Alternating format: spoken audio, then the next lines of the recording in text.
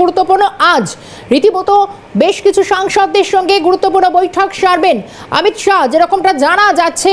এবং গোটা দেশ জুড়ে যেভাবে এসআইআর ইস্যুতেও এই বৈঠক বলে জানা যাচ্ছে। একদিকে সংসদে বাদল অধিবেশন চলছে, আর দিল্লিতে অমিত শাহের গুরুত্বপূর্ণ এই বৈঠক হতে চলেছে বলে জানা যাচ্ছে। কি হতে পারে বার্তা, কি আলোচনা হতে পারে?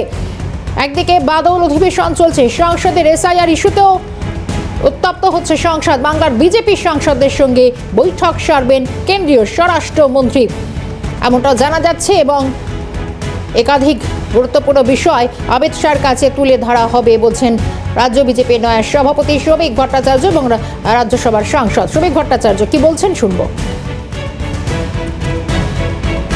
কেজড প্যারেট নয়, ইডি সিবিআই কে স্বরাষ্ট্রমন্ত্রী প্রধানমন্ত্রী পরিচালিত করেন না। আমাদের নেতৃবৃন্দের কাছে আমরা পশ্চিমবঙ্গের বর্তমান অবস্থা জানাবো, অভয়ার মা বাবার আবেদন জানাবো, এর বেশি কিছু নয়।